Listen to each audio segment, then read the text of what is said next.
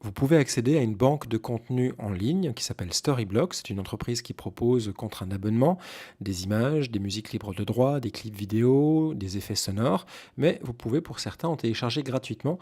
Par exemple, il y a une quinzaine de morceaux de musique qui sont disponibles et quelques images. Pour récupérer ces images, rendez-vous dans les sources dans la rubrique Storyblocks. Et vous voyez qu'après un petit moment, puisqu'il faut se connecter, vous voyez les différents types de contenus qui sont proposés par Storyblocks. Si on s'intéresse à la rubrique musique, vous avez des centaines et des centaines de types de morceaux.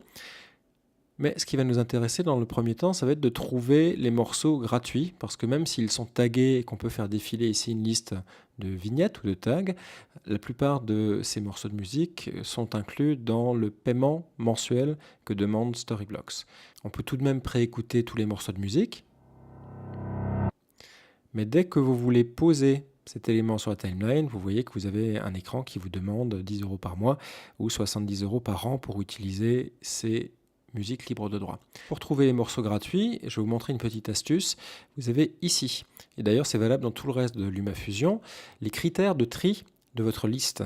Et dans les critères de tri, on va choisir sur la ligne affichage ici, non pas les plus pertinentes, mais les plus téléchargées. L'être humain étant généralement friand de choses gratuites, vous allez voir qu'en faisant ça, en choisissant l'ordre ascendant des plus téléchargés, on va voir tous les morceaux qui sont tagués avec la petite vignette gratuit. Vous voyez qu'il y en a 6, 9, 12, 13 morceaux, donc c'est une petite variété, c'est pas mal pour commencer. Et on va pouvoir choisir par exemple celui-ci.